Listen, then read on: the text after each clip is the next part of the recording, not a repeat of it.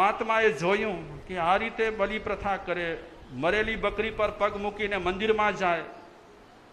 ગામ લોકો એકત્ર હતા જ ત્યાં, ફેસ્ટિવલ જેવું હોય એટલે.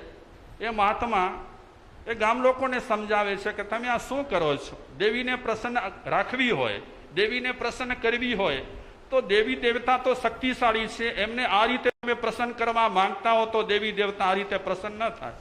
તમે છોડો, આપ તમારી જૂની જે પ્રણાલિકા હોય બાપ દાદાની છોડી દો, અને કાંઈ પણ થાય તમને નુકસાની તો એની ગેરંટી હું લઉં છું. તમને નુકસાની નથી થવાની, ફાયદા થવાના છે. એ મહાત્મા એ ગામ લોકોને સમજાવ્યા. ગામ લોકોએ હા પાડી કે અમે બલિ પ્રથા બંધ કરીએ, અને કાંઈક નુકસાની જેવું થશે તો મહાત્મા કંઈ નહીં થાય.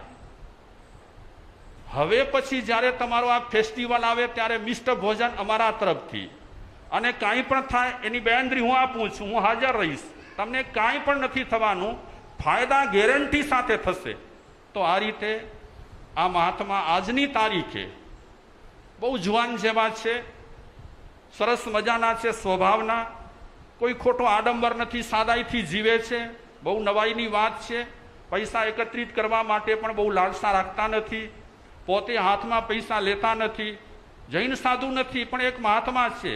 એમણે આ બલિ પ્રથા બંધ કરાવવા માટે આજની તારીખે બીડું ઝડપ્યું છે. અને ક્યારેક જરૂર પડે તો એ કલેક્ટરને પણ લઈ જાય છે, પોલીસોને પણ લઈ જાય છે. પણ એ મહાત્મા કહે છે આપણને બલિ પ્રથા બંધ કરાવી છે, જીવ હિંસા આપણને અટકાવી છે, ક્યાંય પણ કોઈના પર બળજબરી કરવાની નથી, ખોટી ખેંચતાણ કરવાની નથી, લોકોમાં આક્રોશ પેદા થાય એવી પ્રવૃત્તિ કરવી નથી. માણસો મનથી સમજે તે રીતે આપણને પ્રયાસ કરવાનો છે. હકીકતમાં હિંસા બંધ કરવી હોય તો કોઈ જાતિ પ્રત્યે આક્રોશ વ્યક્ત કરવા જેવો નથી. હિંસા તો ઘણી જાતિઓના લોકો કરે છે, એક જ જાતિ પર આરોપ મૂકવા જેવો નથી. આપણે આક્ષેપબાજી કરીએ તો ઘણી વખત કોઈ પણ જ્ઞાતિના લોકો સ્વાભાવિક છે છંછેડાય. ક્યારેક અમારા પ્રવચનો છે ઉશ્કેરાટવાળા હોય. આ ઉશ્કેરાટવાળા પ્રવચનો ઘણી વખત સામેના માણસ પર ખોટી અસર પાડે છે. અને ક્યારેક એવું બન્યું છે કે સાધુ સંતોએ ઉશ્કેરાટવાળા પ્રવચનો કર્યા જીવ હિંસા માટે, અને એની સામે અમુક લોકો તૈયાર થયા અને કેટલીક ગાયો લાવ્યા, અને એક શેરીમાં ફટાફટ એ ગાયોને મારી, અને એ લોકોએ ચેલેન્જ ફેંકી જો તમારામાં તાકાત રહેલી તો અટકાવો હિંસાને. તો આ રીતે ઘણી વખત ઉશ્કેરાટવાળા ભાષણ છે એ માણસમાં આક્રોશ પેદા કરાવતા હોય છે. તો આવા ભાષણોથી જેટલા દૂર રહેવાય એટલું દૂર રહેવા જેવું છે. મીઠાશથી જેટલું કામ થશે અને પ્રેમથી જેટલું કામ થશે એ કામ જડબેસલાક થશે, મજબૂત થશે, અને લોકમાં પ્રેમ ભાવના વધશે. તો આ બલિ પ્રથાની વાત આટલી લાંબી મેં એટલા માટે કરી કે મને પણ શેર કરવાની ઈચ્છા થઈ તમારી સાથે. તો રાજા અને મંત્રી પકડાયા છે. શેના માટે પકડાયા છે? બંનેને મારવાના છે. અને આવો માલ ક્યાંથી મળે? હા, આવો માલ ક્યાંથી મળે? ભીલ તો બહુ ખુશ થઈ ગયા. વાહ, આપણા પર દેવી પ્રસન્ન છે, આપણા પર દેવી ખુશ છે, એટલે આવા સરસ મજાના લક્ષણવંતા માણસ મળ્યા છે. પકડીને લઈ ગયા એમની ઝૂંપડપટ્ટીમાં, અને એક ઝૂંપડામાં એમને બાંધ્યા. રાજા ઈશારાથી મંત્રીને કહે છે, મંત્રી ઈશારાથી રાજાને કહે છે કે ભાઈ છે ફસાયા, જે થાય તે સારા માટે. બલિ પ્રથા આપતા પહેલા, આ બલિ આપતા પહેલા આ બંનેની ચકાસણી કરવાની હતી કે બેમાંથી પહેલા કોને શું કરવું? બલિ ચડાવવો. એના જે નિષ્ણાંત હતા વિધિ વિધાનવાળા, એ નિષ્ણાંતોને લઈ આવ્યા ભીલ. શાંત સુધારસ ગ્રંથમાં મેં વાંચ્યું કે જીવનમાં સાચી સમજ આવવી બહુ જ દુર્લભ છે, ઘણી જ દુર્લભ. અમે પ્રવચનો આપતા હોઈએ, તમે હજારો પ્રવચનો સાંભળતા હો, પણ સાચી સમજ આવવી અતિ દુર્લભ છે. અને સાચી સમજ આવી જાય જીવનમાં, સાચી સમજ, તો બહુ ભટકવાનું રહેતું જ નથી. પ્રવચનો આપી મને રાજી થવા જવું નથી, તમને સાંભળીને રાજી થવા જવું નથી.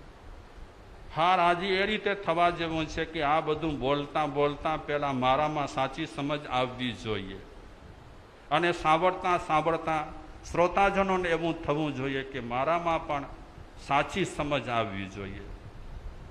શાંત સુધારસમાં કહે છે બધું મળી શકે તેમ છે જિંદગીમાં, બધું જ,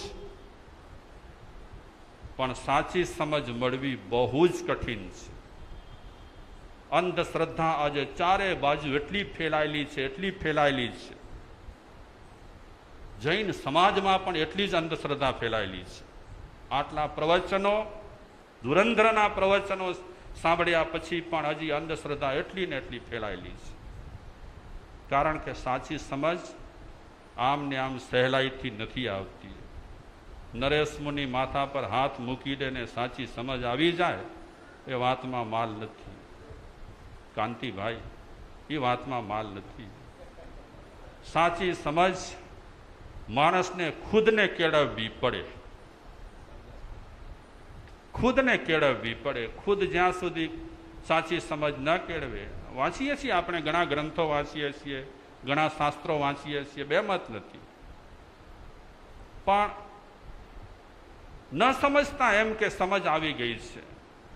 સમજ આવી જાય તો આખી આપણી જિંદગીનું વળાંક અલગ જ હોય, આપણી વર્તણૂક જુદી જ હોય.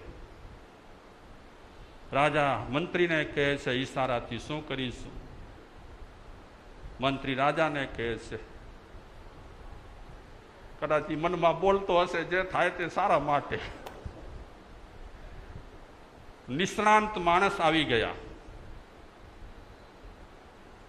બધી ચીજોના નિષ્ણાંત દુનિયામાં મળે. दुनिया तो झुकती है, झुकाने वाले चाहिए. અમે નમસ્કારમાં ચમત્કાર નથી માનતા, અમે માનીએ છીએ ચમત્કાર ત્યાં નમસ્કાર.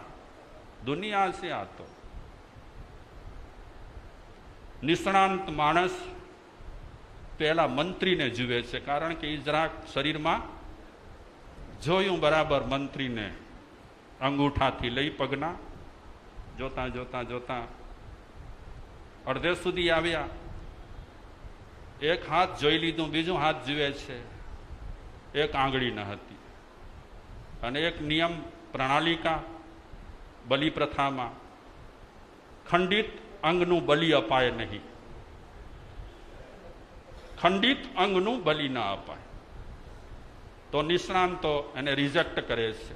કોને? મંત્રીને રિજેક્ટ કર્યો. સાથે જે ભીલો આવ્યા હતા એ ભીલોને પેલો નિષ્ણાંત કહે છે કે આ બલિના કામનો નથી, બલિનો બકરો નથી, આ અખંડ જોઈએ આપણને. હકીકતમાં માણસના જ્યારે અખંડ વિચારો થાય ને ત્યારે દુર્ગુણોની બલિ ચઢાવે. અખંડ શુદ્ધ વિચારો આવે ત્યારે દુર્ગુણોની શું ચડે? બલિ ચડે. પછી રાજાને જુએ છે તો નિષ્ણાંતો કહે છે કે આ માણસ બલિ માટે યોગ્ય છે. અત્યારે તો બોલાય નહીં, જે થાય તે સારા માટે બોલાય નહીં, બિચારો તકલીફમાં છે રાજા. તરત જ ભીલો કહે છે આ માણસ કામનો નથી બલિ માટે, તો એને રાખીને કરીએ શું? એના બંધનો બધા તોડી નાખ્યા, આંખ પર પાટો બાંધ્યો અને મુખ્ય રસ્તા પર એને લઈ ગયા અને ત્યાં છોડી દીધો એને. મંત્રીનું સારું થયું કે આમ ભટકવું પડે તેને. મુખ્ય રસ્તા પર એને મૂકી દે છે, આંખે જે પાટો હતો તે છોડ્યો. ભીલો તો પેલા ચાલ્યા ગયા હતા. મંત્રીએ ચારે બાજુ નજર કરી કે વાંધો નથી, આ ભૂમિકા મારી થોડી જાણીતી છે. થોડોક આગળ ચાલ્યો, ત્યાં તો રાજાને શોધતા કેટલાક સૈનિકો મંત્રીને મળ્યા. મંત્રીએ બધી વાત કરી કે રાજા આપણા ફસાઈ ગયા છે અને ભગવાન પારસનાથની કૃપાથી અને નરેશ મુનિના આશીર્વાદથી હું છૂટો થઈ ગયો છું. હવે આપણે પેલું કામ એ કરીએ કે આપણા જે મહારાજા ભીલોના સકંજામાં છે એમને છોડાવવા. આવી વાતો કરે છે ત્યાં તો બીજું એક સૈનિકોનું ટોળું એમનું આવ્યું. મંત્રી વિચારે છે જે થાય તે સારા માટે, મને માણસોની અને તેમાં પણ સૈનિકોની જરૂર હતી. એકાદ સૈનિકને કીધું કે જાઓ ગામમાં દોડતે ઘોડે અને એક ફોજ લઈ આવો. એક માણસ, એક સૈનિક ગયો દોડતે ઘોડે, લાવ્યો બીજી ફોજ. આવી ગયા બધા. મંત્રીએ વાત કરી બધા સૈનિકોને કે આપણા મહારાજા ભીલોના સકંજામાં છે અને આપણને લડવું પડશે. મંત્રી આગળ અને સૈનિકો પાછળ. જ્યાં કને ભીલોનો એરિયા હતો ત્યાં કને આવી ગયા, હાકોટા કર્યા, ભીલો થયા ભેગા. પણ ભીલોની કઈ તૈયારી હતી નહીં એટલે હેપતાઈ ગયા. થઈ ઝપાઝપી ભીલો અને આ સૈનિકો વચ્ચે. ભીલો પાસે બહુ શસ્ત્રો હતા નહીં, સૈનિકો પાસે ઘણા શસ્ત્રો હતા.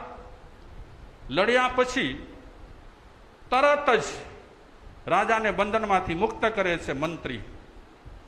રાજા બોલ્યા જે થાય તે સારા માટે.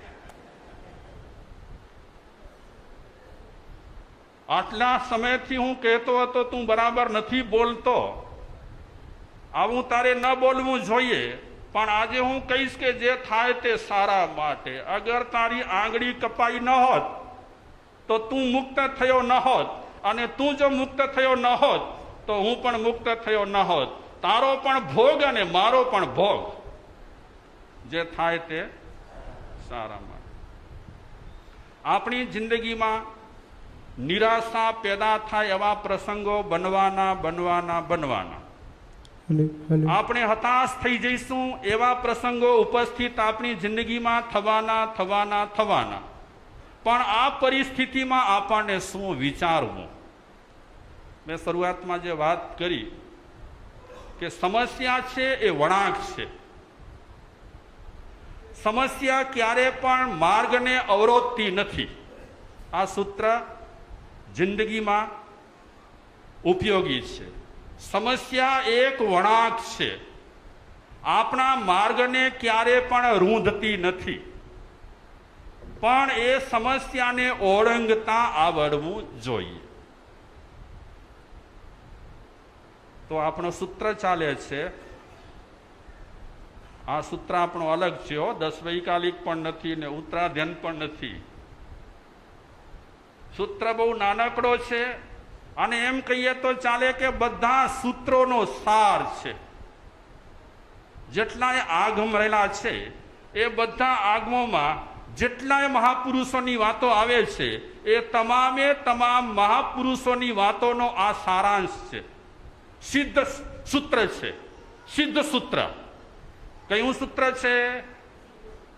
સાંભળો, બોલો તો મોટેથી. હા, સિદ્ધ સૂત્ર કયું છે?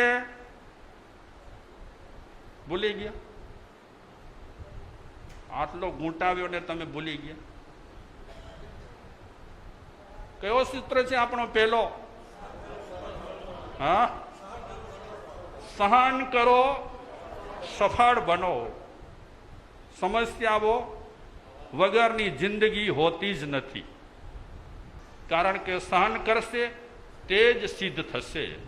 આ સંસારમાં પણ જે સહન કરશે તે સિદ્ધ થશે, અને પછી આગળ જતા બધું સહન કરતા આગળ વધશે તે ક્યાં સિદ્ધ થશે?